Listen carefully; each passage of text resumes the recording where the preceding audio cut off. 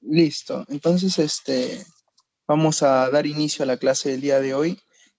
Prácticamente lo que vamos a ver el día de hoy es la obra La República de Platón. Y en esta obra La República lo que vamos a analizar es el libro uno y el libro 2. La República, que es la obra cumbre de Platón, también se menciona que es la obra clave por la cual en esta obra a Platón va a dar a conocer y manifestar sus ideas principales, ya que recordemos de que los diálogos de Platón, para los que no saben o no tienen en cuenta un poco el contexto, Platón es un filósofo que vivió en el siglo IV, más o menos siglo V antes de Cristo, fue discípulo de Sócrates y a su vez Platón va a publicar diversas obras. Y gracias a que su maestro no escribió ni una sola obra, los testimonios que tenemos de su maestro Sócrates es gracias a Platón. Y a partir de ello, todo lo que sabemos de Sócrates es gracias a Platón. Pero no solamente ello, sino que Platón va a inmortalizar a Sócrates en sus textos. ¿Por qué? Porque los va a poner en cada uno de sus diálogos, en cada una de sus obras de Platón, vamos a poder encontrar a Sócrates como interlocutor defendiendo sus ideas. Así que este libro, La República, no va a ser la excepción, sino que en este libro La República vamos a ver cómo es que Platón va a poner a Sócrates como interlocutor debatiendo, va a debatir contra otros personajes. Y como cada diálogo platónico, por lo general, tiene un tema conciso, un tema principal, un tema que se aborda en mayor complejidad y en mayor completud, el tema que se va a abordar en este libro de la República va a ser la justicia. Por ejemplo, si yo te digo el libro El Fedón de Platón, que va a abordar el tema de la inmortalidad del alma. Si yo te digo, por ejemplo, la obra de El Protágoras, va a abordar lo que es el tema de la virtud. Si yo te digo El Banquete, por ejemplo, va a abordar lo que es el tema del amor. Ya. La obra de Platón, La República, va a abordar lo que es el tema de la justicia. Así que vamos a poder apreciar un análisis de qué es la justicia. De hecho, muchos de los diálogos platónicos se les va a criticar porque no llegan a una respuesta concisa o general en sí misma.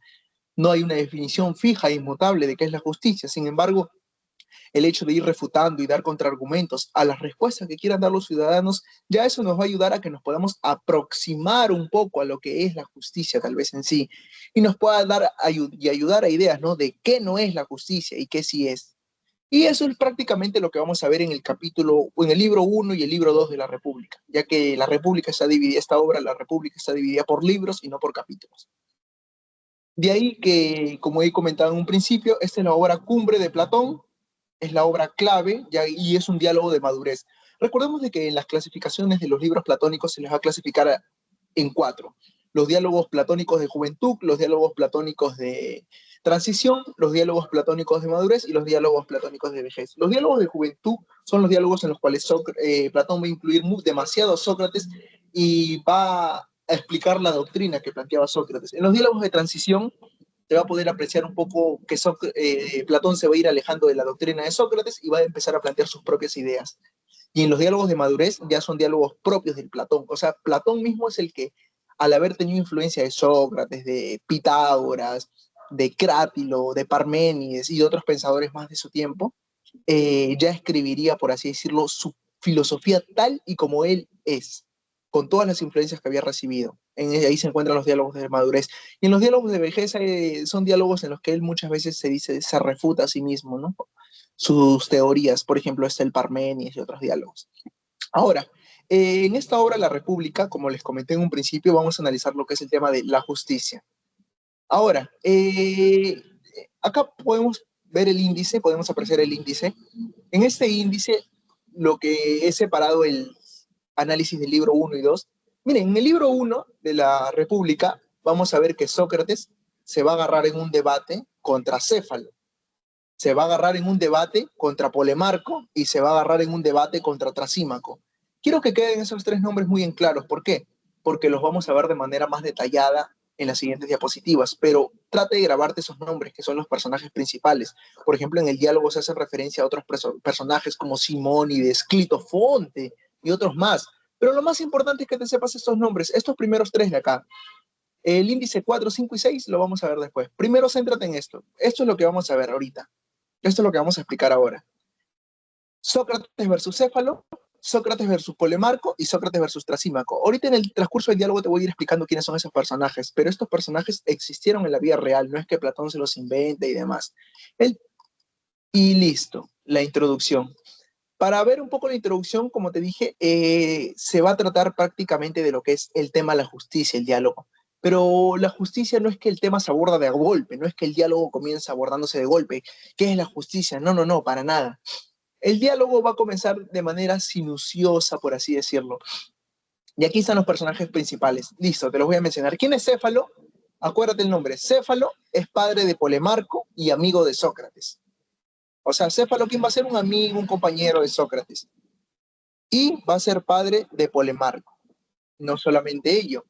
¿Por quién va a ser Polemarco? Hijo de Céfalo. Ahora, Trasímaco va a ser un sofista. Como tú recordarás, los sofistas son aquellas personas de la antigüedad que cobraban un salario. Eran maestros asalariados, no solamente ellos, sino que planteaban cuestiones como la verdad es relativa. El sofista más destacado de la antigüedad es Protágoras, pero este es un sofista que existió en la antigüedad, se llamaba Trasímaco. De Calcedonia se dicen que era, por eso lo llamaban el Calcedonio. Aquí tenemos a Adimanto y Glaucón, que van a ser hermanos de Platón en la vida real y que también se los va a mencionar en el diálogo. Y aquí tenemos a Sócrates, que va a ser el mayor representante en los diálogos platónicos. Y que Sócrates va a ser el que va a representar las ideas principales de Platón. Recuerda bien esos nombres, por favor. Céfalo, Polemarco, Trasímaco. Glaucón y Adimanto no tanto porque los vamos a ver en el libro 2, más que todo. Estos personajes participan en el libro 2. Pero ahorita para el libro 1, acuérdate esto. Céfalo, padre de Polemarco, Polemarco, hijo de Céfalo, y Trasímaco, que es un sofista. Listo. Mira, antes de comentarte el debate, te voy a comentar un poco la introducción de cómo es que ocurre este diálogo, ¿no? Mira, el diálogo comenta de que Sócrates le está comentando a alguien qué es lo que vivió o qué es lo que pasó en una ciudad. No se sabe quién es este personaje al que Sócrates le está comentando, pero Sócrates dice esto. Sócrates, Sócrates venía del Pireo. ¿Qué es el Pireo? Es como una fiesta en honor de una diosa, ¿no? Que se encuentra en la ciudad. Sócrates como que de la ciudad iba ascendiendo y venía del Pireo, dice. Y en ese momento se encuentra Polemarco. Recordemos quién es Polemarco, hijo de Céfalo. Y si Céfalo es amigo de Sócrates, entonces Polemarco también lo conoce a Sócrates, porque es como que tú agarraras y te encontraras al amigo de tu papá. Ah, señor, ¿qué tal? Buenas. O sea, lo conoces, lo reconoces. Y a partir de ello, Céfalo saluda a Sócrates. Saluda a Sócrates, le dices, Sócrates, ¿qué tal? ¿Cómo estás? Y bueno, ahí se encuentra Polemarco, ¿no? Se encuentra Polemarco y también en ese momento se encuentra Céfalo. O sea, prácticamente estaban juntos. Céfalo estaba con Polemarco, pero Céfalo estaba un poco más atrás y Polemarco es el primero en encontrarse a Sócrates. Después de ello, comienzan a charlar un poco, ¿no? Comienzan a charlar y le dice, Céfalo le saluda a Sócrates y le dice que le agrada conversar con personas, ¿no? Con personas como él, volver a verlo después de mucho tiempo y le dice que no lo van a dejar ir a su casa, a Sócrates, así en son de amigos. ¿Por qué? Porque al día siguiente va a haber como una especie de celebración en la ciudad y quieren que Sócrates se quede en la casa de Céfalo. Quieren que Sócrates se quede en la casa de Céfalo y a partir de ello, bueno, llegan Glaucón, llegan Adimanto, Polemarco y le dice, llegan los demás y le dicen, Sócrates, quédate en la casa de Céfalo, quédate ahí para charlar un poco y Sócrates, bueno, acepta, ¿no? Y bueno, ahí es donde comienza el diálogo. Sócrates se queda en la casa de Céfalo y comienza a charlar, a dialogar. Y ahí comienza el diálogo principal. Va a dialogar sobre más o menos el tema que es la justicia, pero no entra de golpe. No entra de golpe. Para ello, el debate que vamos a abordar el día de hoy, ¿dónde va a ocurrir? Va a ocurrir en casa de Céfalo. ¿Quién es Céfalo? Un amigo de Sócrates.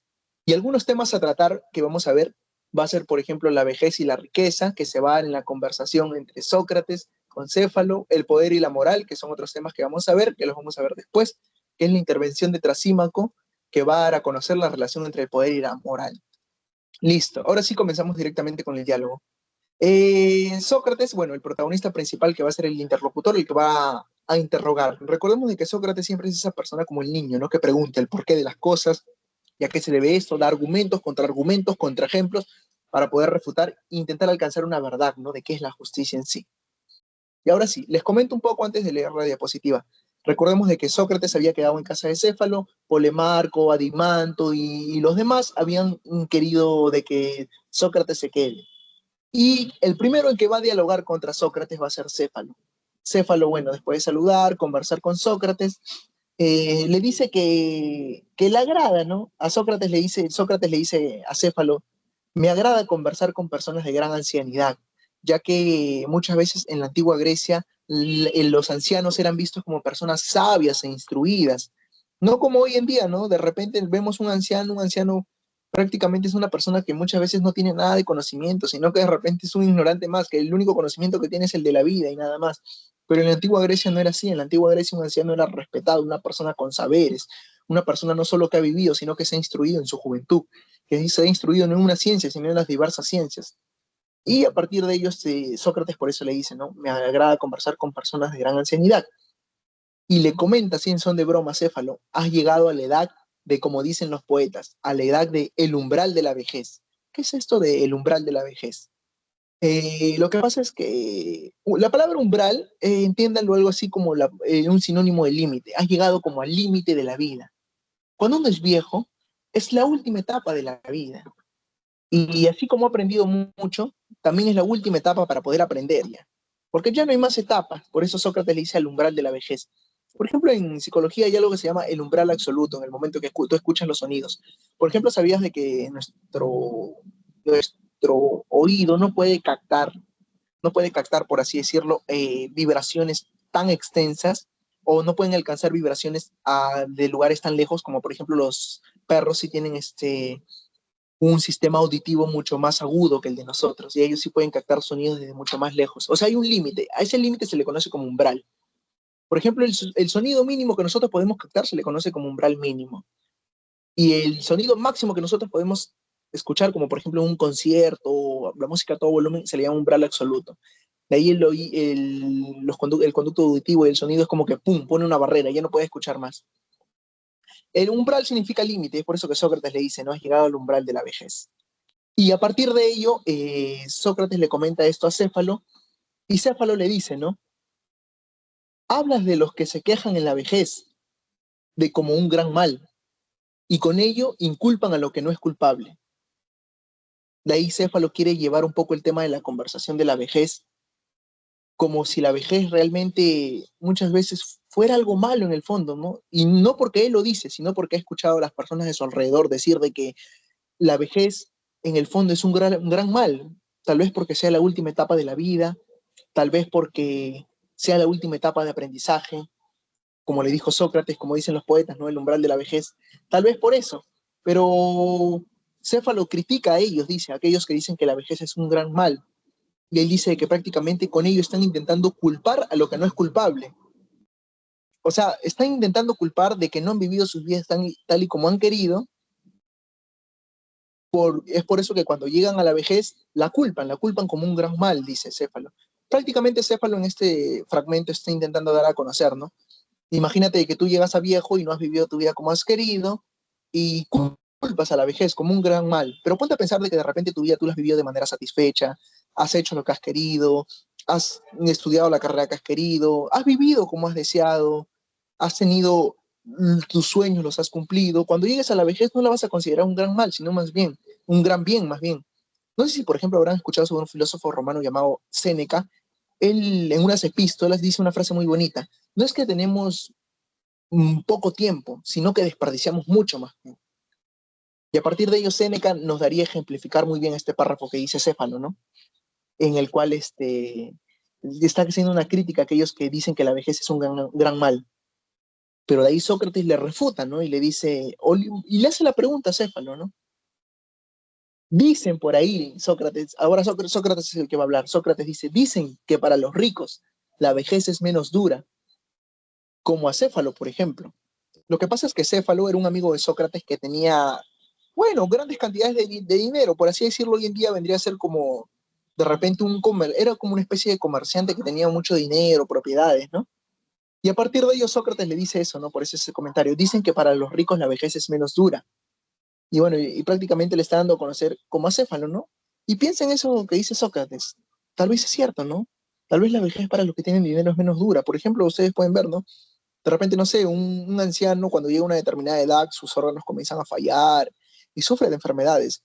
No es lo mismo ir a una posta, sacar cita, que por ejemplo te den una cita una semana, 2 semanas después, a que tener dinero e ir a una clínica y que te atienden en segundos. O sea, sí, tal vez para los ricos la vejez no es tan dura, tal y como dice Sócrates, pero de ahí Céfalo se emociona por la conversación y le dice a Sócrates, ¿no?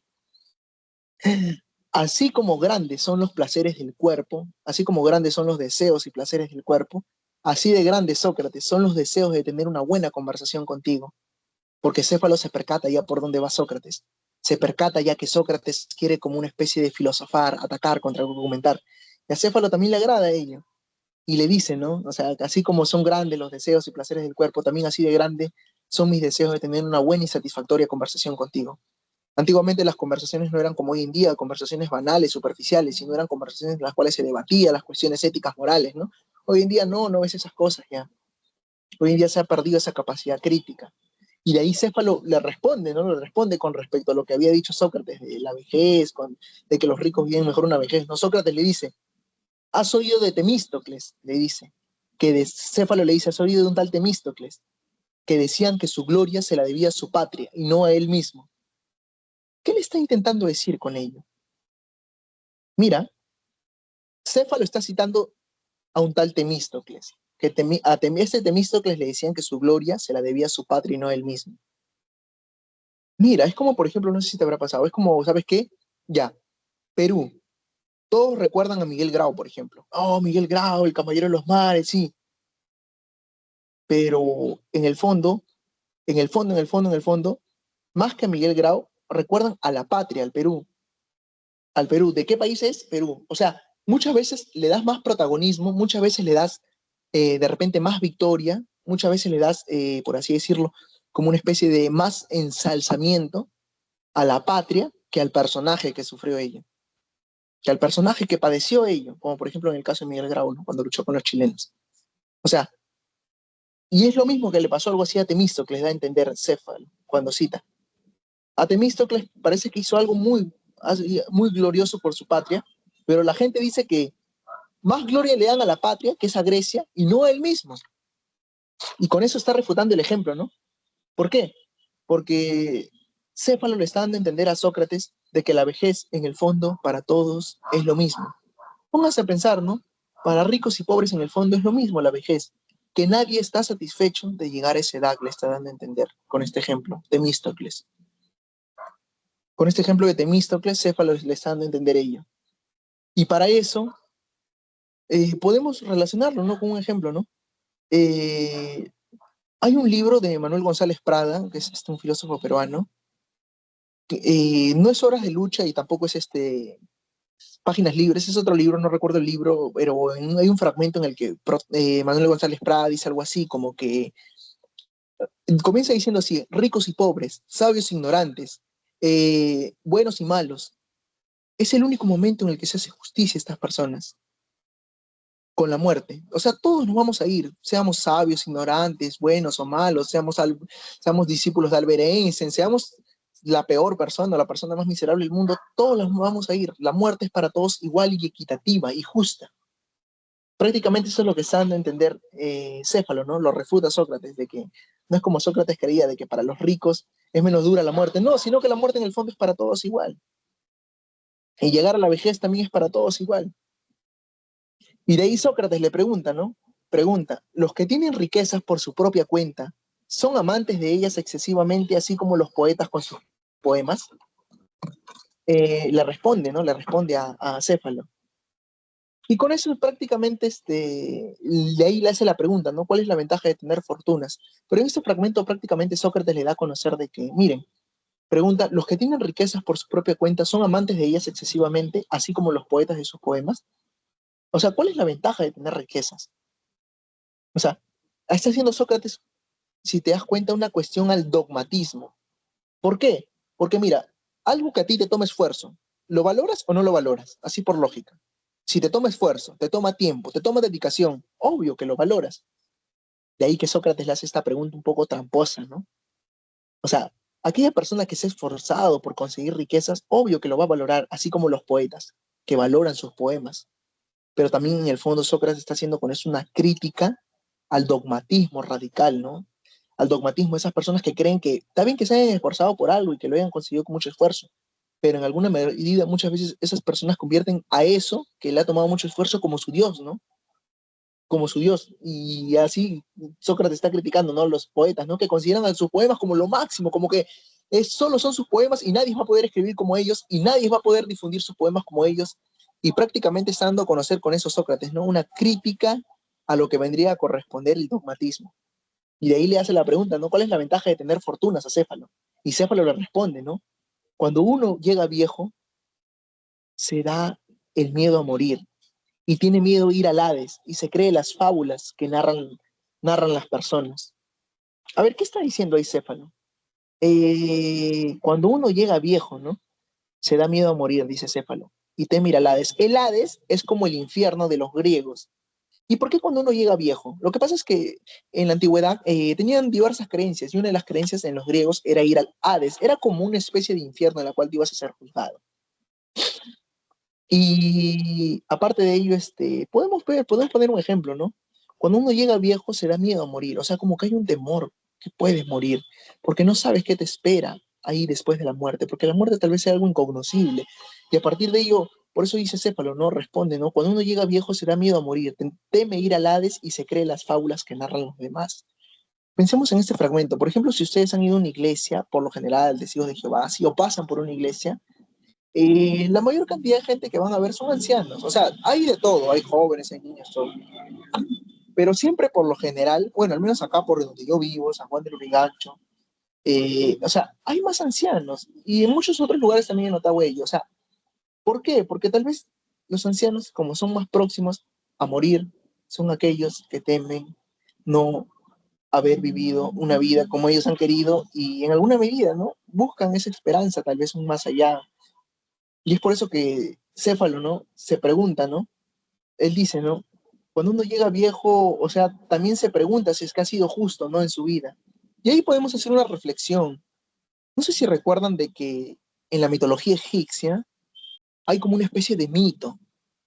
Hay un mito que es el mito de Osiris, en el cual si tú, por ejemplo, ahí ya está entrando a tallar el tema de la justicia ya un poco. En este mito de Osiris, más o menos cuenta algo así, de que Osiris es el que va, cuando tú falleces, vas a pasar por un juicio. Y Osiris va a agarrar y va a pesar el dios Osiris va a pesar tu corazón en una balanza. Y si tu corazón pesa más que una pluma, no pasas. O sea, no pasas, por así decirlo, como al paraíso, no pasas y no eres considerado una persona justa y bueno, tu alma no va a poder ni reencarnar ni otras cuestiones más. O sea, vas a ser destruido, aniquilado. Pero si la pluma pesa más que tu corazón, has vivido una vida justa, eso significa. Y a partir de ello, esto nos podría dar un poco de ejemplificar, ¿no? Lo que dice Céfalo. Que cuando uno llega viejo se pregunta si ha sido justo o no en su vida. Recordemos de que los egipcios y otras culturas más ya tenían mitos con respecto a qué pasaba después de la muerte. Eso no es algo nuevo, no es algo que se establece con Grecia y Platón y los demás, no. Es más, se comenta por ahí de que Platón pudo haber viajado a Egipto, ¿no? Por eso que tiene referencia en sus diálogos de plantear otras vidas más allá de ¿no? Como el mundo de las ideas y demás. Pero bueno, Céfalo dice, ¿no? Ahí es donde empieza a dar su definición que podemos ver en la diapositiva. Céfalo dice de que cuando uno llega a la vejez se pregunta si es que ha sido justo o no en su vida, y ahí se da su definición. Para Céfalo, lo justo es aquel que dice la verdad y que no debe nada a nadie, ni a los hombres, ni a los dioses. De ahí que Céfalo también puede definirse su definición de justicia, su argumento de él, de que justo para Céfalo es darle a cada uno lo que se le debe, lo que se le corresponde, o devolver a cada uno lo que se le haya prestado, ¿no? Como podemos ver aquí en la diapositiva, ahí Céfalo lanza su argumento de quién tiene por justicia.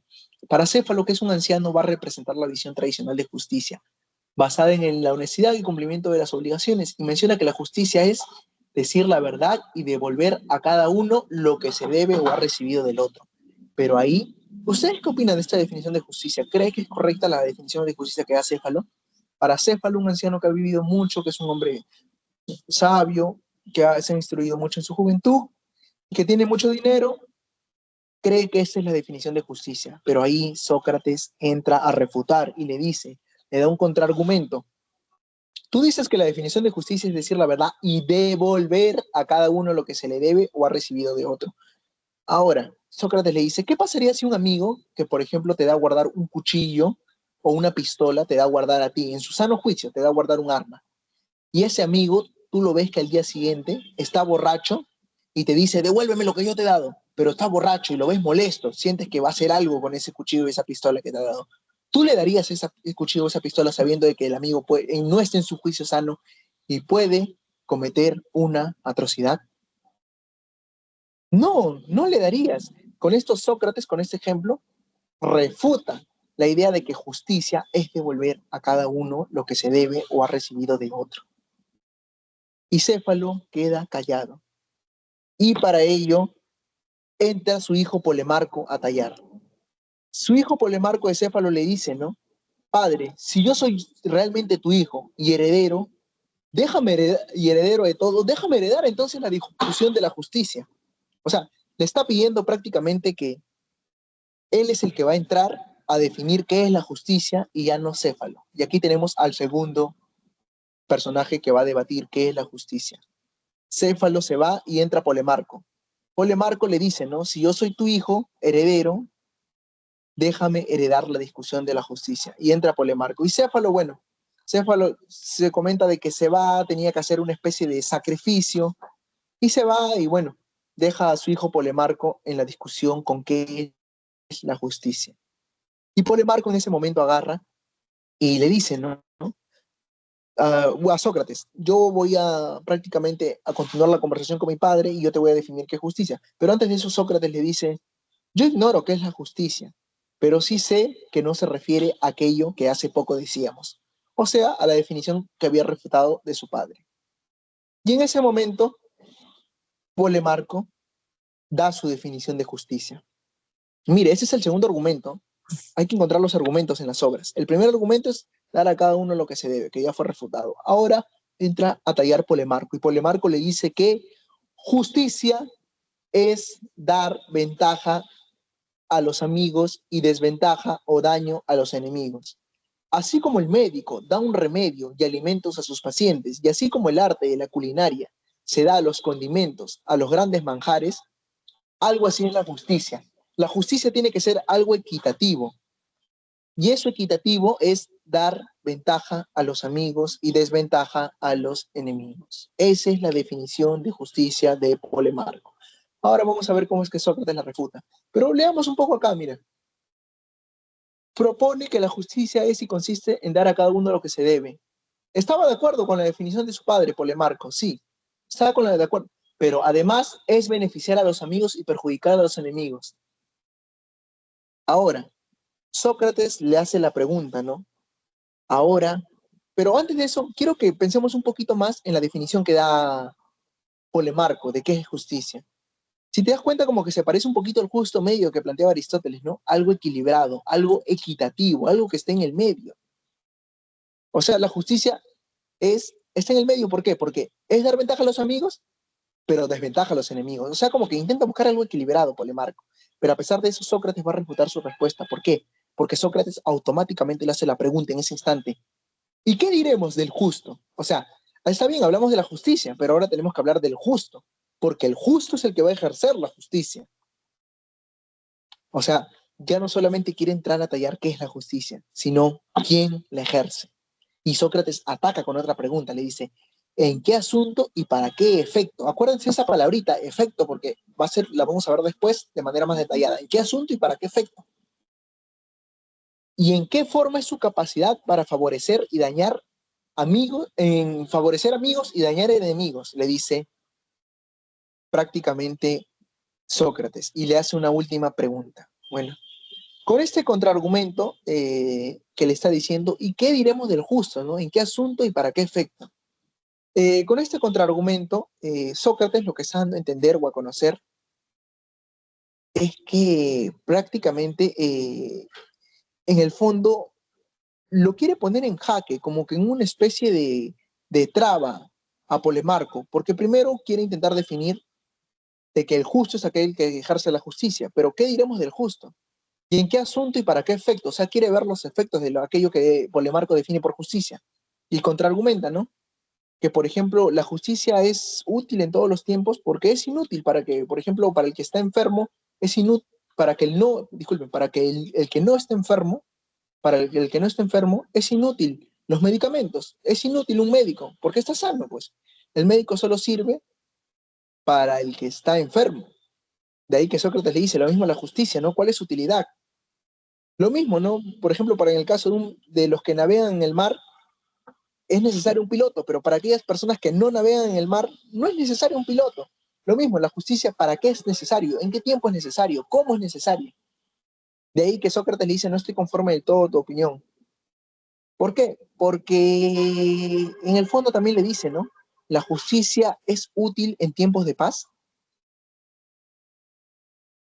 Y ahí prácticamente Sócrates con esas preguntas los ha bombardeado. Ahora vamos a ver cómo es que refuta Polemarco la definición. Pero para ello demos un poco de ejemplos de qué preguntas le está haciendo Sócrates con esto. Sócrates está dando a conocer, mira, si Polemarcos dice de que la justicia es dar ventaja a tus amigos y desventaja a tus enemigos, Sócrates le está dando a conocer quién es el justo, o sea, ¿y qué diremos del justo? O sea, ¿quiénes son tus amigos realmente y quiénes son tus enemigos? De repente nosotros llamamos enemigo a aquella persona que nos dice la verdad en la cara, nos dice las cosas como son y no queremos aceptarla. Pero de repente nosotros llamamos injusto a esa persona, ¿no? Que nos dice la verdad en la cara, que nos dice nuestras cosas como son y no queremos. Pero de repente nosotros llamamos justo a aquella persona o a aquel amigo, pseudo amigo, por así decirlo, que nos lisonjea, nos alaba, nos dice sí, sí, sí, nos apoya en todo. Y nosotros creemos que es nuestro amigo, pero en el fondo quizás no lo es. De ahí que para ello tendríamos que definir qué es amigo y qué es enemigo. No solamente ello, ¿no? Sino que Sócrates dice de que alguien con oro podría comprar la justicia, ¿no? O sea, podría comprar la justicia, o lo que él denomina justicia, podría comprar amigos y enemigos. O sea, y es más, con esto totalmente va a refutar a Polemarco con su definición de justicia. ¿Cuál es el efecto, la consecuencia de la justicia? Si la justicia es dar ventaja a los amigos y desventaja a los enemigos, pónganse a pensar en esto. ¿Cuál es la consecuencia? Mira, por ejemplo, cuando tú agarras y golpeas a tu perrito, no sé, porque imagínate que se ha portado mal tu perrito, ¿eso en qué va a desencadenar? Va a desencadenar en más odio de parte de tu perrito hacia ti, va a desencadenar de repente en cólera y demás. De ahí que las consecuencias de la justicia, imagínate que tú agarres y no sé, agarres y en el fondo quieras ver cuáles son las consecuencias de la justicia. La justicia no puede, por ejemplo, agarras, metes preso a alguien por 10 años, ya. No se ha hecho algo, una atrocidad, meten preso a alguien por 10 años. Esa persona cuando salga de la cárcel va a salir con rencor, con ganas de vengarse. De ahí que la consecuencia de la justicia tiene que desencadenar en un bien, no puede desencadenar en un mal. Porque si esta persona sale con ganas de vengarse después de que le han metido presa 10 años, eso no es justicia. ¿Por qué? Porque esa justicia estaría desencadenando más injusticia en el fondo. O sea, las consecuencias de la justicia son injusticias según la definición de Polemarco, le está dando a entender Sócrates. ¿Por qué? Porque la justicia es como querer enfriar algo con hielo. O sea, no puedes, no puedes. O sea, es algo ilógico, dice Sócrates. Porque las consecuencias de la justicia es cómo van a hacer desencadenar más injusticia. De ahí que está mal la definición de justicia de Polemarco, le dice. La definición de justicia, en el fondo, no es hacer daño a los enemigos, porque hacer daño a los enemigos tiende hacia el mal. Darle desventaja a los enemigos, eso es algo que tiende hacia el mal. Y la justicia y sus consecuencias y sus efectos no pueden tender hacia el mal. Y bueno, para ello deja a Polemarco sin palabras. Pero en ese momento entra Trasímaco. O sea, allí ya ha refutado a Polemarco. Y aquí podemos leer en la diapositiva, ¿no? Sócrates refuta a Polemarco argumentando que puede ser difícil distinguir quiénes son los verdaderos amigos y enemigos y que la justicia nunca puede implicar hacer un daño. De ahí Sócrates induce a Polemarco a reconocer que la justicia es una habilidad y que los mejores en una habilidad son también los mejores en lo contrario. Así, el mejor en guardar dinero es mejor también en robarlo, lo cual es inaceptable. ¿Qué tal? Hasta ahí creo que vamos bien. Ahora vamos con lo siguiente. La definición del siguiente personaje. Sócrates va a debatir con Trasímaco, que es el personaje final del diálogo 1. Trasímaco es un sofista, como lo mencioné, todo este debate se da en lo que es, este debate se va a dar en lo que es la casa de Céfalo. ¿Quién trataría el siguiente personaje? Este debate va a ser más largo, va a ser más duro, ya que Trasímaco es un sofista y ustedes, como saben, los sofistas son personas que argumentan muy bien, que tienen un buen uso de la palabra, que tienen un muy buen léxico y que hoy en día se le podría considerar de repente tal vez como un abogado por excelencia, ¿no? Como un gran juez, como un verdadero filósofo, alguien que sabe argumentar muy bien, conoce de retórica, de lógica, y Sócrates se va a agarrar contra Trasímaco en el debate de qué es la justicia. Sócrates acaba de refutar a Polemarco su definición de la justicia, de que no puede ser dañar a los enemigos, porque la justicia no puede desencadenar en mal, sino la justicia tiene que desencadenar en bien. Y si la justicia tiene que desencadenar en algo bueno, las consecuencias de la justicia también tienen que ser algo bueno, no pueden ser algo malos, como lo hemos comentado hace un momento. Y para ello, Trasímaco, furioso, de manera fogosa y molesta, menciona en el diálogo, entra, ¿no? Ve, o sea, le molesta de que Sócrates haya refutado tanto a Céfalo, que es un gran anciano sabio, como a Polemarco, a su hijo. O sea, los ha refutado ambos. O sea, Sócrates prácticamente se está llevando como las estrellitas, se está llevando las ventajas de la conversación. O sea, Sócrates está refutando. Y a Trasímaco, siendo un gran sofista, no le gusta ello. Y Trasímaco entra de manera molesta a refutar a Sócrates, ¿no? Y le dice, así de manera molesta, fogosa, así menciona en el diálogo, ¿no? Le dice a Sócrates, Sócrates, si realmente quieres saber y quieres hallar qué es la justicia, no seas tonto, no solo te limites a preguntar y a refutar. Así le dice directamente. O sea, está haciendo una crítica a su método mayéutico. Y de ahí Trasímaco le dice que en vez de refutar y estés dando contraargumentos a definiciones de qué es la justicia, ¿por qué mejor tú no dices más bien qué entiendes por justo? Y le advierte a Sócrates que no diga que por justo entiende términos como lo necesario, lo útil o lo ventajoso, porque él no va a soportar semejantes vaciedades, o sea, semejantes tonterías. Y así, de manera molesta, Trasímaco le dice a Sócrates, ¿no? Que no diga ninguno de esos términos, que la justicia no puede ser ni lo necesario, ni lo útil, ni lo ventajoso. Y critica, ¿no? Prácticamente no solamente a su método mayéutico, sino a su persona, ¿no? Que le está diciendo de que por no dar una definición de justicia y por solamente contraargumentar, le está diciendo en el fondo que su cabeza es vacía y que en el fondo lo único que está haciendo Sócrates es solamente comparaciones, pero no está aportando nada a la conversación. O sea, que no puede aportar nada. Y le dice, ¿no? Que no diga nada de que la justicia ni es lo útil, ni lo ventajoso, ni lo necesario, ni nada de estas cosas. Pero Sócrates se percata automáticamente de que Trasímaco lo está limitando en el momento de argumentar. Y al toque, Sócrates astutamente, o sea, Sócrates responde, ¿no? Y le dice, miren el argumento que les voy a decir, que dice Sócrates, para que veas cómo es que sale de lo que le dice Trasímaco. Sócrates le responde, tú eres discreto, y bien sabes que si preguntaras a uno cuánto es 12, o sea, cuánto es el número 12 o cuántos son 12, cuidado con decirme que 12 son 2 veces 6, ni 3 veces 4, ni 6 veces 2, ni 4 veces 3, porque no aceptaré semejante charlatanería. ¿Te resultó claro? Que nadie contestaría. O sea, Sócrates se percata de que Trasímaco lo quiere agarrar en una trampa y que está limitando el concepto de justicia y que no, y como él lo limita, lo quiere atrapar a Sócrates como una especie de argumento, como una especie de telaraña, solamente le da determinadas opciones. Y eso es lo que muchas veces pasa en un debate, ¿no? Una persona te intenta limitar, te da opción A, B, y cuando muchas veces hay opciones C, D, E o F. De ahí que en una conversación, o sea, o no solamente en una conversación, de repente hasta con la misma familia, muchas veces, ¿no? O me ayudas o no sales. De repente te dice mamá, o no sales de casa. O sea, como que te da dos opciones, puede haber otras opciones, te puede ayudar cuando venga, ¿no? Después de salir, o sea, te limitan, ¿no? Te cierran la capacidad argumentativa.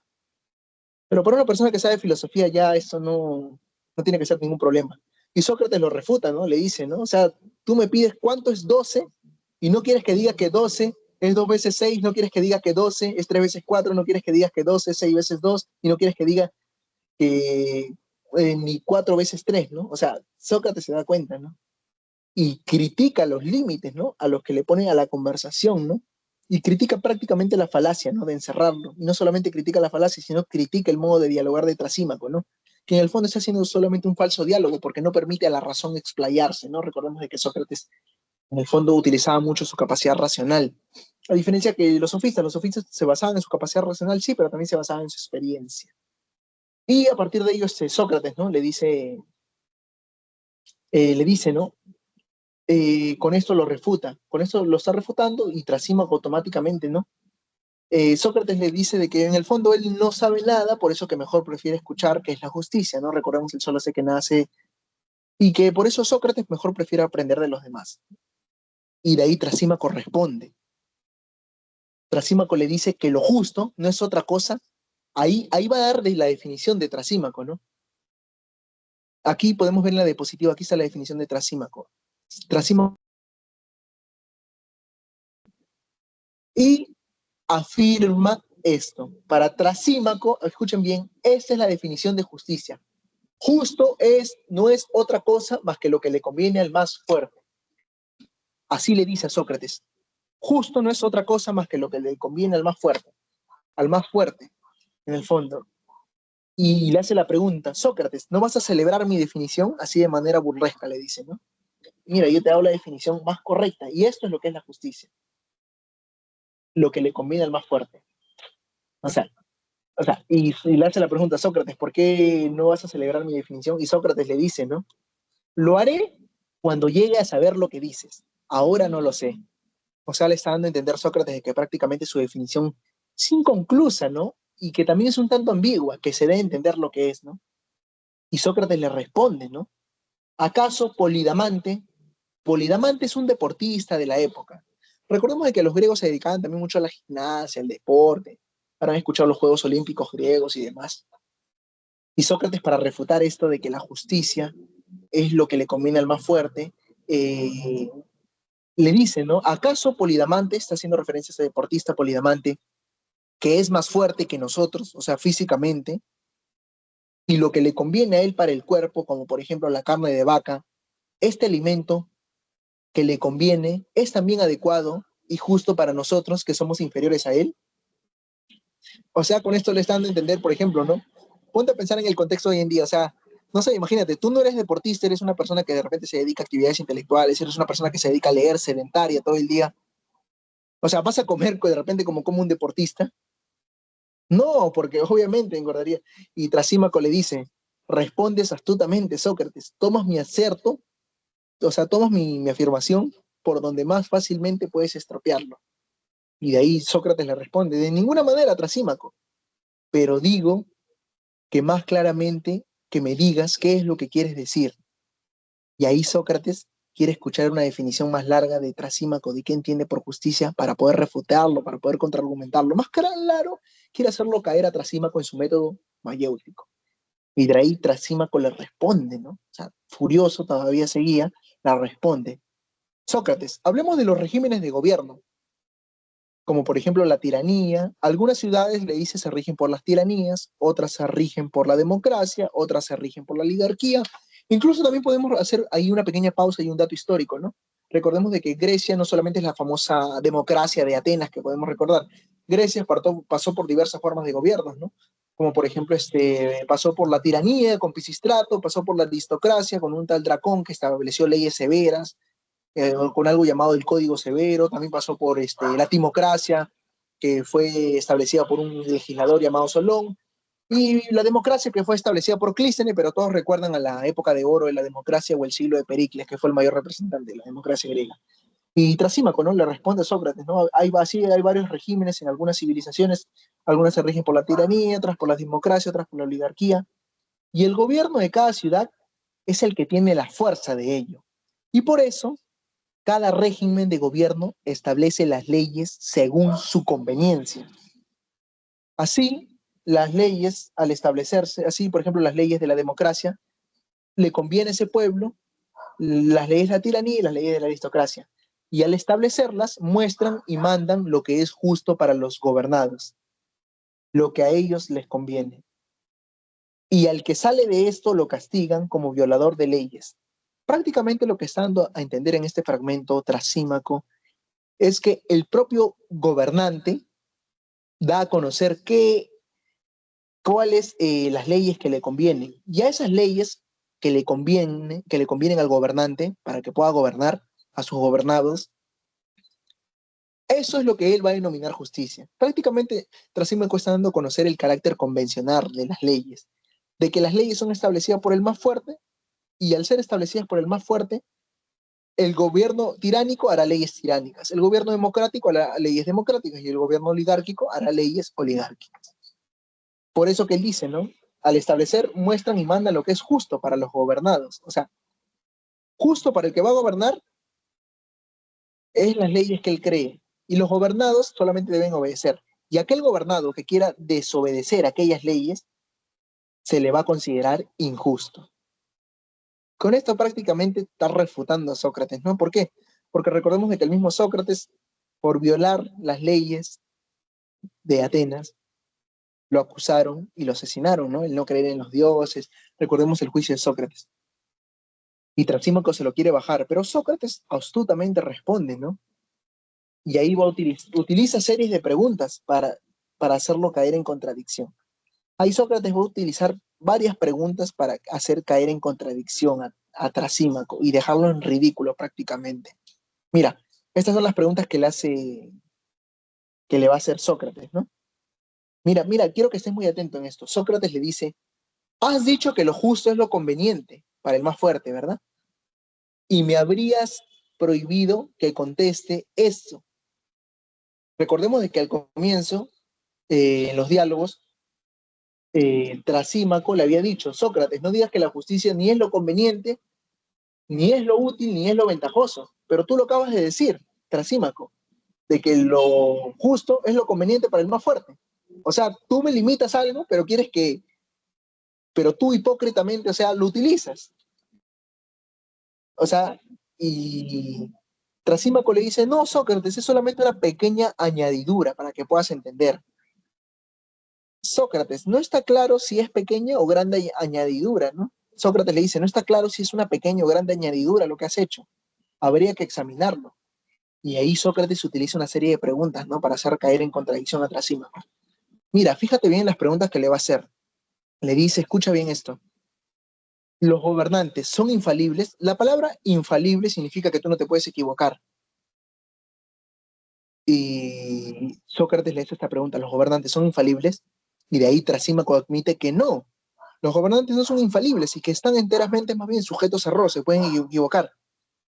Y automáticamente ahí Sócrates, ¡pum!, le pone un ejemplo para tumbarse el argumento de Trasímaco. Le dice, si un gobernante le ordena a sus súbditos algo perjudicial, porque se supone que un gobernante es falible, o sea, se puede equivocar, le ordena algo perjudicial, le ordena hacer a sus gobernados leyes perjudiciales y se perjudica tanto para sus gobernados como para él mismo, o sea, en el fondo estaría cayendo en contradicción Trasímaco. ¿Por qué? Porque imagínate que un gobernante haga leyes que lo perjudiquen él mismo.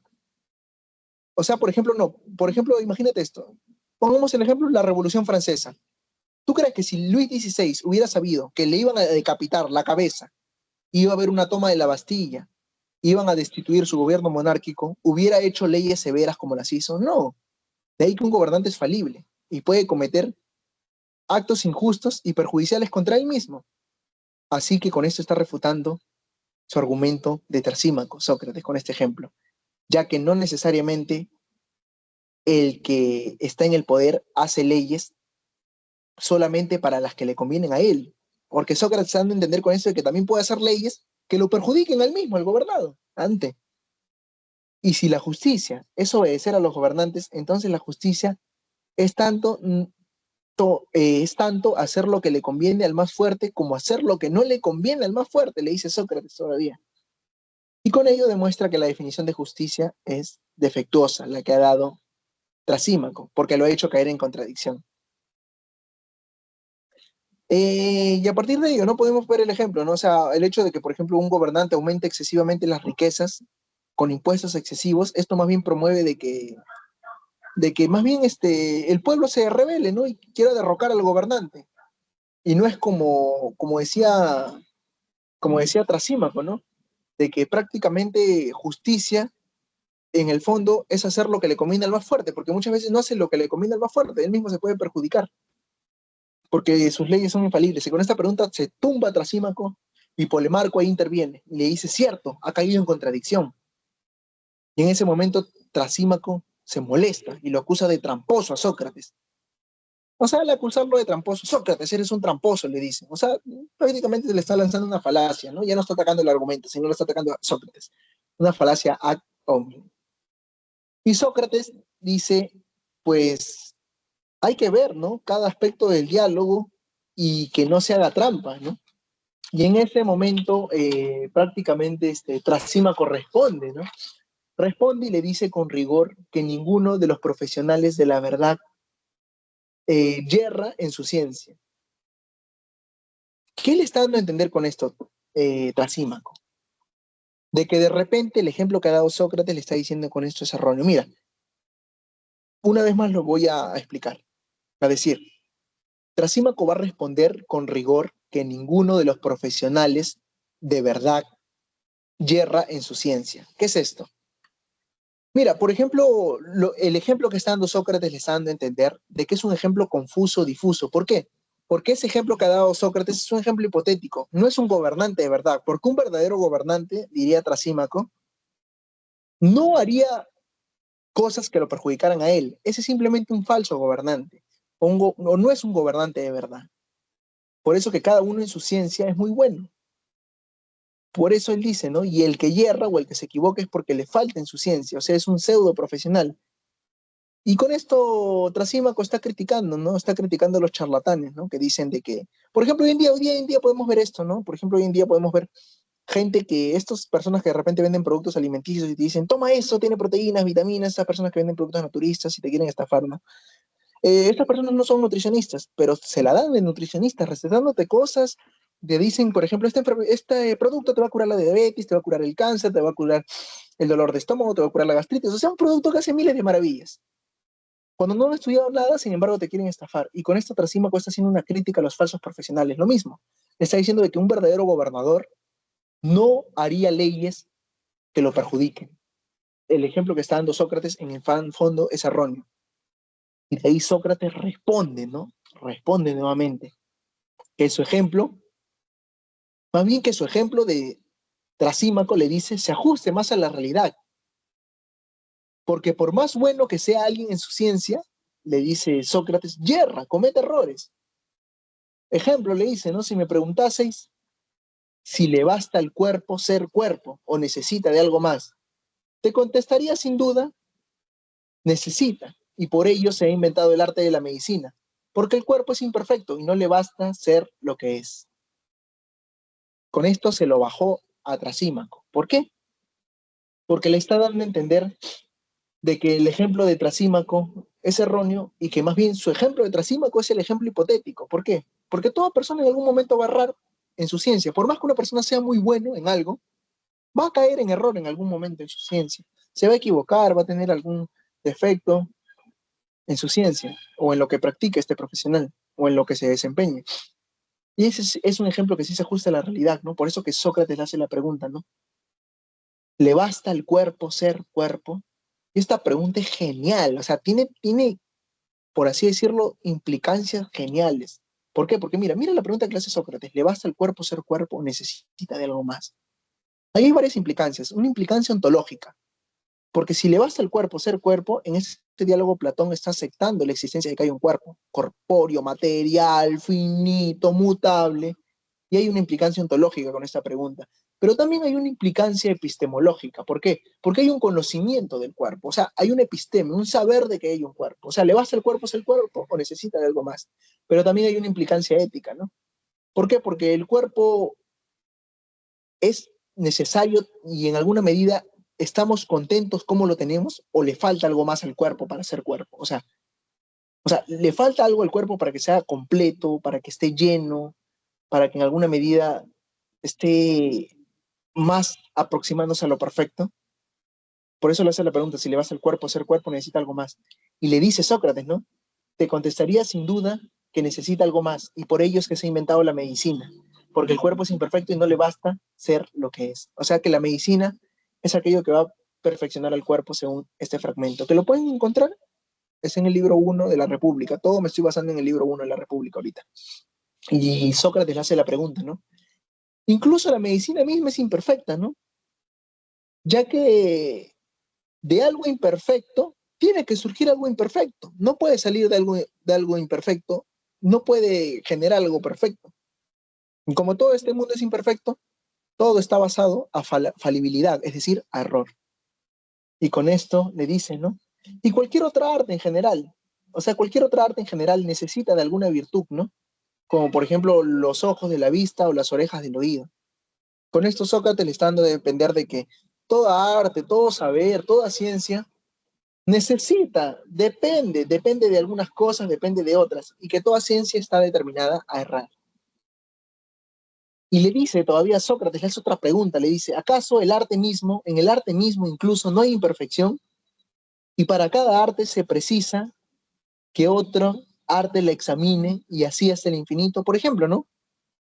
La biología tiene que ser analizada por otras ciencias, por la química que la están criticando, por la física, incluso la filosofía, que es la ciencia que, bueno, la madre de todas las ciencias que abarca a las demás. La filosofía también se critica a sí misma, de ahí que Sócrates dice, ¿no? Incluso el propio arte es necesario que se critique a sí mismo, porque en todo ello hay imperfección. Así que su ejemplo de Trasímaco no se ajusta a la realidad, dice. Y ejemplo le pone, ¿no? Que para refutar la justicia, lo más conveniente no es lo más fuerte, ¿no? Por ejemplo, en el caso de la medicina, dice Sócrates, no busca lo conveniente para sí, sino que más bien busca lo conveniente para el cuerpo.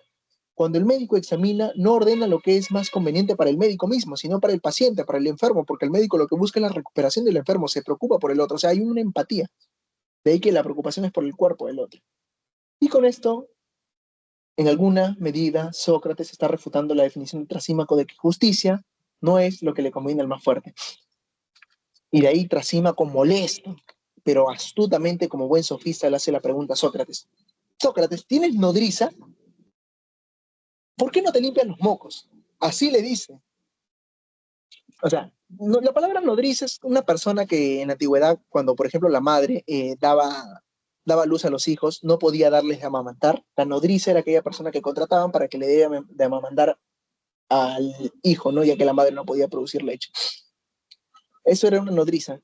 Y prácticamente cuando le hace esta falacia, ¿no? Le dice, tienes nodriza, ¿por qué no te limpias los mocos, Sócrates? Cuando le dice esto a Trasímaco, le está dando a entender, ¿no? De que Sócrates, o sea, lo está refutando, le está lanzando falacias, pero le está dando a entender a Sócrates, muy aparte de la falacia ad hominem que le está lanzando, lo está tratando a Sócrates como un niño, ¿no? Como un niño, como alguien torpe que solamente sabe preguntar el por qué, solamente sabe dar contraargumentos, refutar, pero no definir.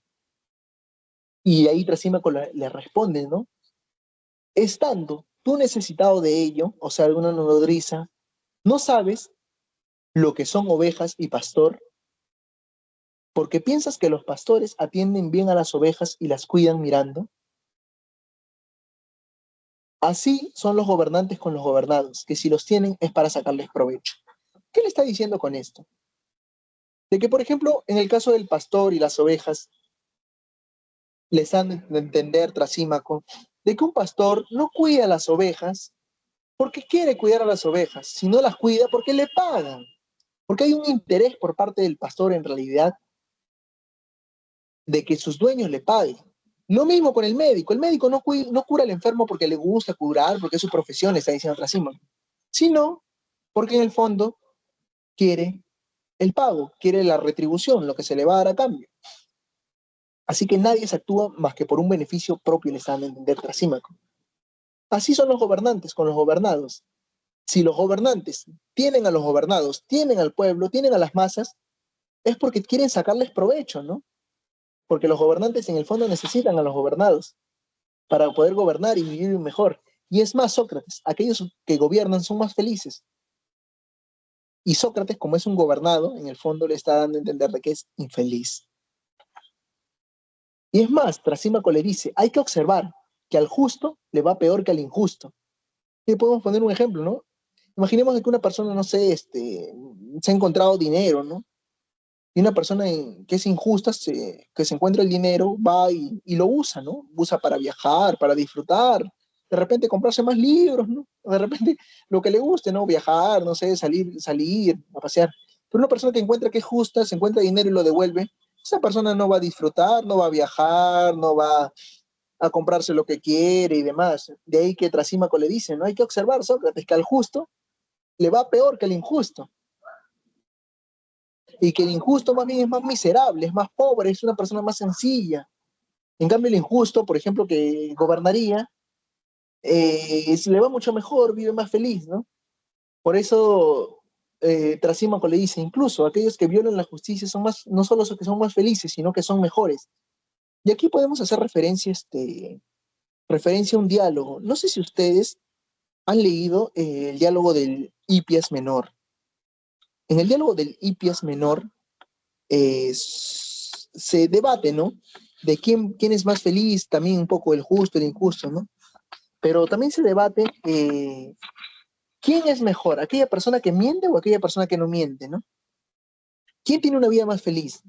Y con la definición de Trasímaco, en el Hipias Menor podemos ejemplificar algo así, ¿no? De que aquella persona que vive más feliz es aquella persona injusta que comete mentiras, que viola las leyes, que rompe los mandatos y demás, y que esa persona es más, la persona injusta es más feliz, no solo porque rompe las leyes, sino porque es más, en el fondo, está haciendo su voluntad, o sea, es más libre, no está respetando lo que le dicen, es más libre, y en alguna medida está dominando, no deja que las leyes lo dominen a él, sino más bien él domina las leyes, y por en alguna medida está siendo más fuerte, ¿no? Pero no solamente ellos, sino, por ejemplo, en el Limpias Menor dice algo así, más o menos así es el fragmento, lo recuerdo. En el Limpias Menor se dice que aquella persona que miente, por ejemplo, es superior a aquella persona que elige ocultarla y se encuentra en una posición de superioridad en comparación con aquel que simplemente dice, o sea, es decir, de que más o menos la razón de esta afirmación prácticamente radicaría en que el mentiroso posee un conocimiento más profundo de la realidad, ya que no solo conoce la verdad, sino tiene la capacidad de elegir entre decirla o encubrirla o manipularla a su voluntad, ¿no? Porque también puede ser una verdad a medias, ¿no? Y una verdad a medias en el fondo es una mentira, ¿no? De ahí que esta elección, o sea, implica un conocimiento y un control que la persona que dice la verdad no posee de la misma manera, ¿no? De ahí que en otras palabras podríamos decir de que el mentiroso se encuentra en un plano superior en cuanto a conocimiento, en cuanto a capacidad, en cuanto a elección, ya que conoce la verdad, pero decide no decirla, ¿no? Sino manipularla, ejercerla a su antojo, ¿no? Y más bien ejerce un mayor control sobre la información y por lo tanto se sitúa en un plano más elevado en términos de poder y en términos de conocimiento, ¿no? Con eso le está dando a entender Trasímaco a Sócrates de que su definición de la justicia no estaba mal. Y en ese momento Sócrates va a refutar a Trasímaco.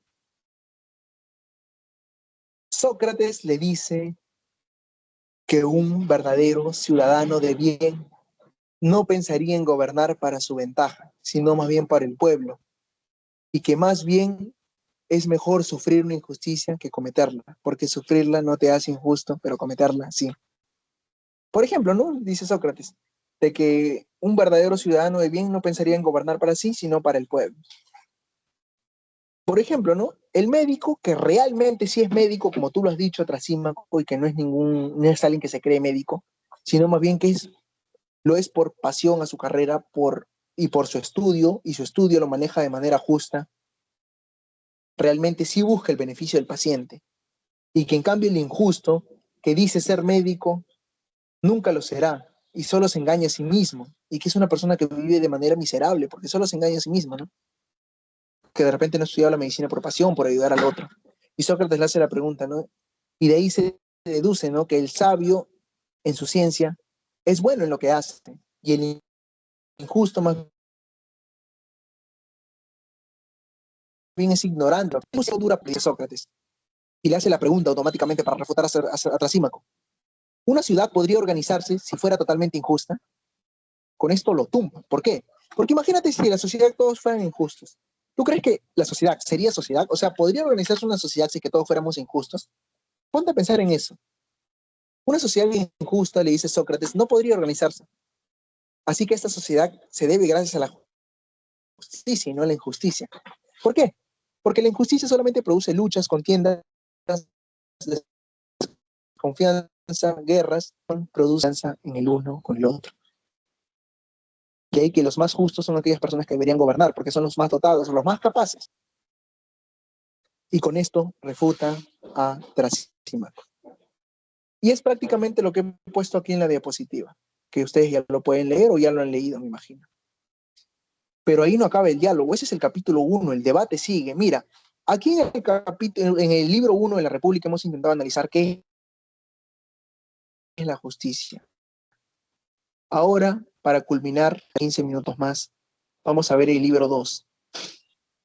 Ya no se va a intentar ver qué es la justicia, mira. Mientras en el libro 1 se intentó analizar qué es la justicia, en el libro 2 se intentará analizar la naturaleza de la justicia. O sea, ¿a qué denominamos justo? ¿Dónde se encuentra la génesis, el origen de qué es la justicia, su naturaleza como tal? Ya no tanto el qué es y todo ello. Y aquí va a debatir otra persona. El diálogo comienza Glaucón. Glaucón va a relatar este diálogo.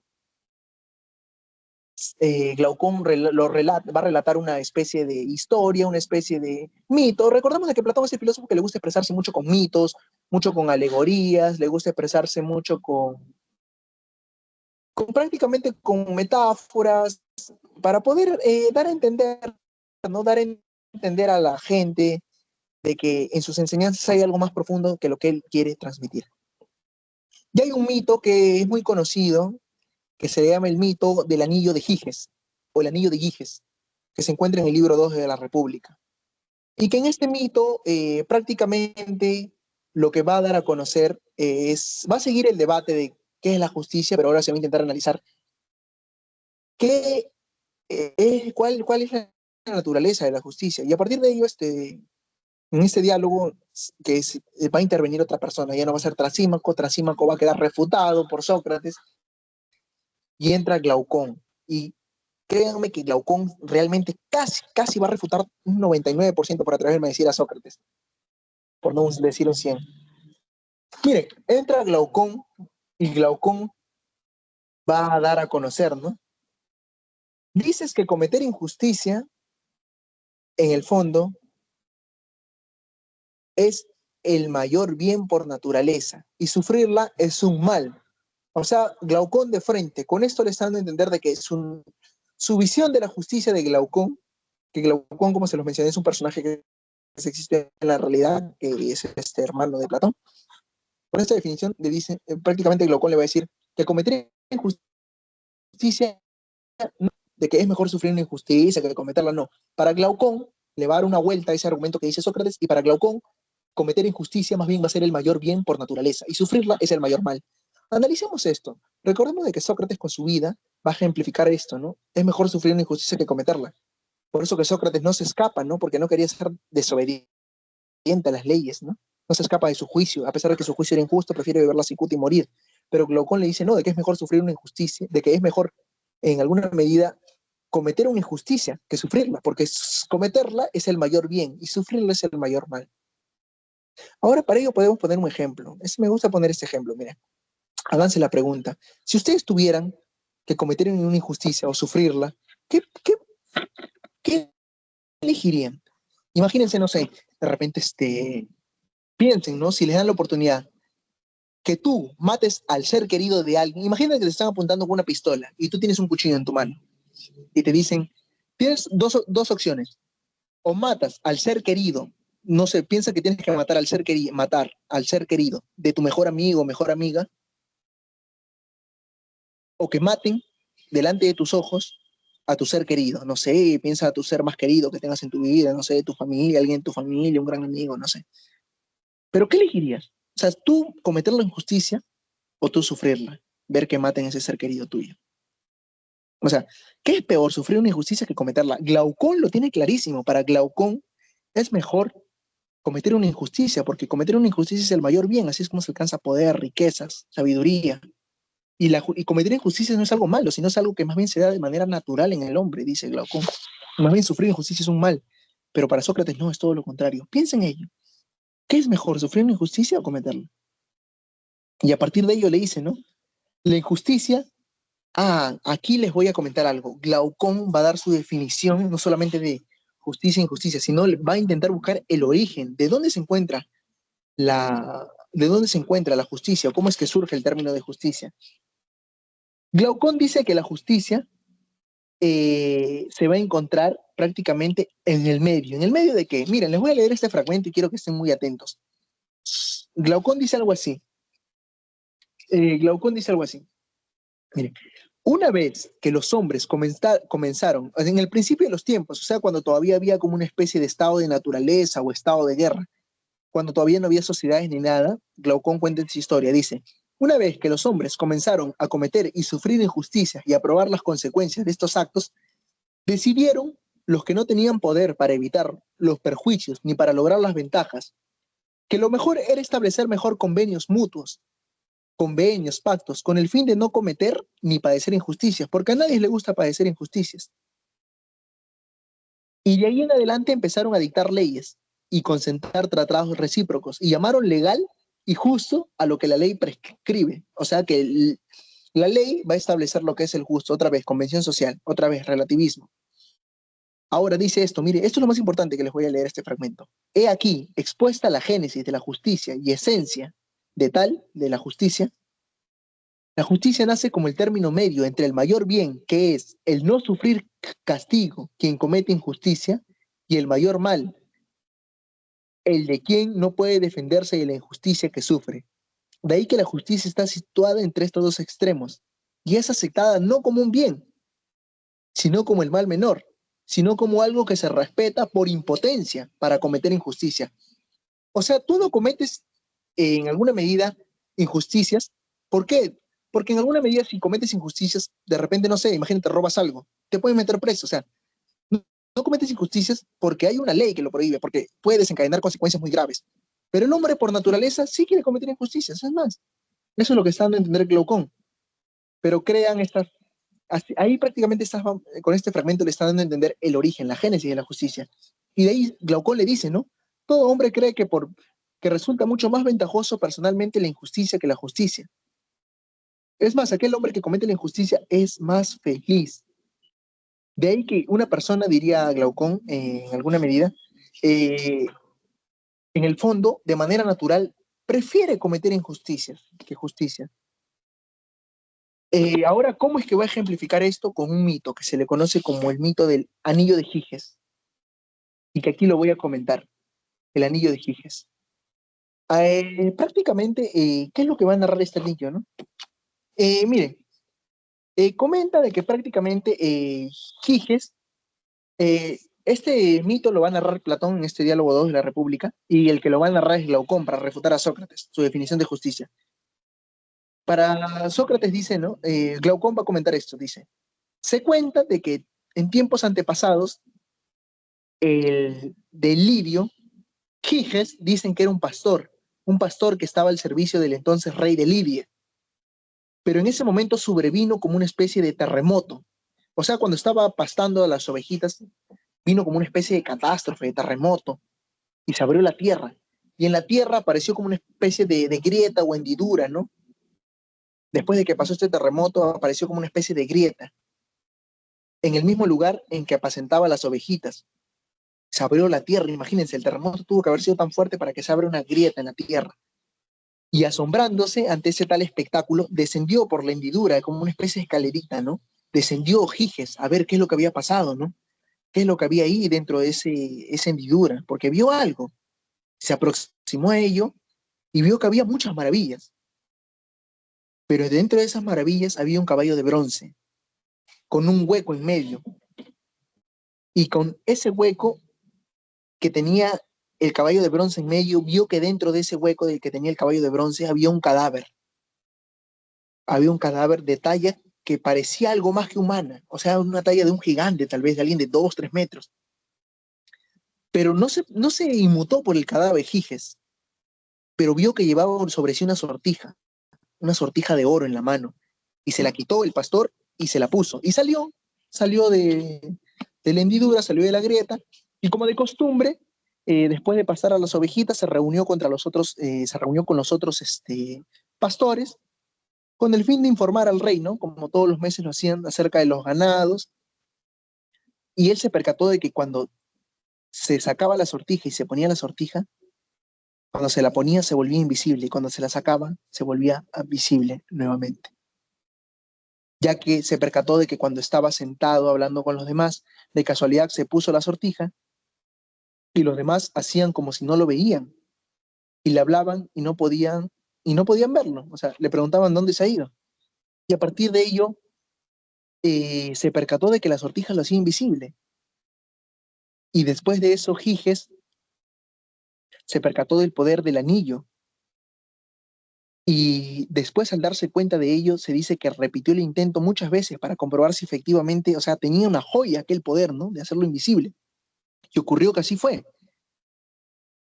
Y cuando después de esto afirmó esta observación que había hecho, se comentan de que procuró apoderarse de todas las riquezas del rey y demás. Para ello sedujo a la esposa del rey y atacó y mató al rey y se apoderó del trono y del reino en general. Y le hace la pregunta, ¿no? Le hace la pregunta a Glaucón. Si hubiera dos sortijas como aquellas de las cuales llevase una puesta el justo y otra el injusto, es opinión común que no habría persona de convicciones tan firmes como para perseverar en la justicia y abstenerse en absoluto de tocar de lo demás, cuando nada le impedía dirigirse al mercado y tomar de allí sin miedo alguno cuanto quisiera, entrar en las casas ajenas y fornicar con quien se le antojara, matar o libertar personas a su arbitrio, obrar en fin como un dios rodeado de mortales.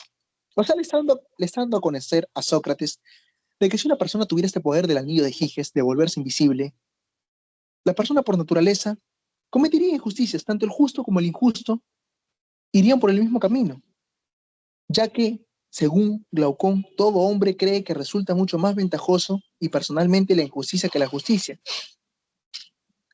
Y con esto está refutando a Sócrates. Pero ahí no solo ahí no acaba todo, ahí no acaba todo. Lo refuta de esta manera, miren, ya para ir culminando, lo refuta de esta manera y le dice así: es más, Sócrates, si no me crees lo que yo te digo, ¿qué te parece si hacemos un experimento hipotético? Le dice, ¿no? Imagínate, ¿no? Vamos a decidir entre las vidas de los dos hombres del que hablamos, entre el justo y el injusto, ¿no? Le dice. Tan solo nos hallaremos en condiciones de juzgar rectamente si consideramos a los dos por separados. Si no, va a ser imposible, ¿no? Y vamos a hacer este experimento, le dice. ¿Y cómo lo consideraremos separadamente? Le dice Glaucón. Del siguiente modo, mira, Sócrates, no quitemos nada al injusto de su injusticia, ni tampoco al justo de su justicia. Antes bien, supongamos a uno y a otro perfectos ejemplares dentro de su género de vida. Ante todo, que el injusto trabaje como los mejores artificios. Un excelente timonel o médico se dan perfecta cuenta de las posibilidades o deficiencias de sus artes y emprenden unas tareas sí y otras no. Ahí le están dando a entender prácticamente de que un médico, por ejemplo, no va a navegar porque su especialidad es ser médico. Y lo mismo, un navegante no va a dárselas de médico, porque cada quien es muy bueno en sus ciencias. Un verdadero médico y un muy buen navegante es muy bueno en su ciencia. Y sabe en qué tienen deficiencias y sabe en qué cosas pueden emprender, ¿no? Y dice, y si sufren algún fracaso en su ciencia, estas personas son capaces de repararlo. Pues bien, del mismo modo, el malo, si ha de ser un hombre auténticamente malo, o sea, injusto, debe realizar con destreza sus malas acciones y pasar inadvertido en ellas. Y al que se le deje sorprender en ellas hay que considerarlo inhábil, pues no hay mayor perfección en el mal que el parecer ser bueno no siéndolo. Hay, pues, que dotar al hombre perfectamente injusto de la más perfecta injusticia, sin quitar nada de ella, sino dejándole que, cometiendo las mayores fechorías, se gane la más intachable reputación de bondad. Si tal vez fracase en algo, sea capaz de enderezar su hierro. O sea, prácticamente están a entender en ese fragmento de que si el injusto se llega a equivocar en algo, al toque lo repara, porque no solamente es injusto, sino que es astuto. Recordemos de que el injusto tiene todos los males, según este ejemplo hipotético que está poniendo Glaucón. Por eso que si fracasa en algo será capaz de enderezar su hierro y pueda persuadir con sus palabras si hay quien denuncie alguna de sus maldades. O sea, imagínate, si hay alguien que ve al injusto cometer injusticia, pero como el injusto es muy bueno en su arte, automáticamente convence a los demás de que él no está cometiendo injusticia, sino el que lo acusa más bien es el que está cometiendo una injusticia contra él. Y como el injusto tiene más amigos, es más audaz, más astuto con sus palabras, a diferencia del justo, el justo es el que terminaría perdiendo, ¿no? Y le dice, ¿no? Y más bien ya es preciso emplear la fuerza, que sepa hacerlo valiéndose. El injusto más bien debe emplear la fuerza, valiéndose de su vigor, de su astucia, de su valentía, y de las amistades y de los medios que le cuenten, ¿no? Y hemos hecho así al malo. Ahora imaginemos que colocamos la imagen del justo, un hombre simple y noble, dispuesto, como dice Esquilo, no a parecer justo, sino a serlo.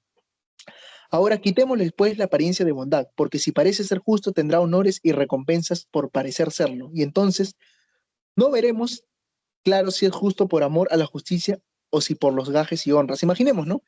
Una persona que de repente, con esto le está dando a conocer Glaucón a Sócrates de que hay mucha gente que es justo, no porque quiera ser justo, sino por las recompensas que se ganan en la justicia. Imagínense, ¿no? Tú ves de que a una persona se le ha caído la billetera, pero justo ves de que un amigo de esa persona que se le ha caído la billetera también está viniendo en el camino. Y tú, como sabes que su amigo de esa persona que se le ha caído la billetera, ves de que ya está viniendo y ves de que te ha visto, que vas a recoger la billetera, dices, ah, no, mejor se la devuelvo. ¿Por qué? Para que vean de que soy justo, para que vean de que soy justo. O por ejemplo, le ayudas a alguien por interés. O sea que el justo muchas veces no es justo porque quiere ser justo, sino es justo porque en el fondo las recompensas que le puedan dar, por eso que ahí pone el ejemplo, ¿no? Debemos que poner a una persona justo en sí mismo y no por los gajes o las honras que se le puedan dar. Y hay que despojarle, pues, de todo excepto de la justicia, y hay que hacerle absolutamente opuesto a todo hombre, que sin haber cometido la menor falta pase por el mayor criminal. ¿Para qué? Puesta a prueba su virtud salga airosa del trance al no dejarse influir por la mala fama, ni cuanto de éste depende, y que llegue imperturbable al fin de su vida, tras haber gozado siempre de inmerecida reputación de maldad. Así, llegados los dos al último extremo de justicia, el uno de injusticia, el otro, podemos decir cuál de ellos es más feliz. Con esto Glaucón está dando a entender, imagínate que la persona injusta ha sido astuta, ha sido valiente, ha convencido a más amigos, ha tenido riquezas, en cambio el justo ha sido un tonto, por ejemplo, si se ha encontrado dinero lo ha devuelto, siempre ha dicho las cosas como son y lo han acusado de mal, de malo y ha vivido más bien como un criminal y miserable. Al final de su vida, ¿quién de los dos ha vivido mejor, el justo o el injusto? Glaucón lo tiene clarísimo. El injusto es aquella persona que vive mucho mejor y que vive más feliz. Y no solamente con el anillo de Giges lo refleja, sino, y para ello Sócrates se va a encargar de refutar aquel aspecto en todo el resto del diálogo, ya que se va a intentar abordar la justicia ya no solamente en el aspecto de ya no solamente en el aspecto de qué es la naturaleza de la justicia, sino Sócrates va a intentar refutarlo con otros argumentos, ya que le va a decir, por ejemplo, de que no piensa en justicia de manera muy pequeña, de que es mejor pensar a la justicia en grande, que es la justicia en un estado y demás. Pero hasta ahí me gustaría quedarme porque, bueno, eso sería la clase el día de hoy. Hasta ahí, si tienen alguna duda, pueden consultarla normal. ¿Qué tal les ha parecido o no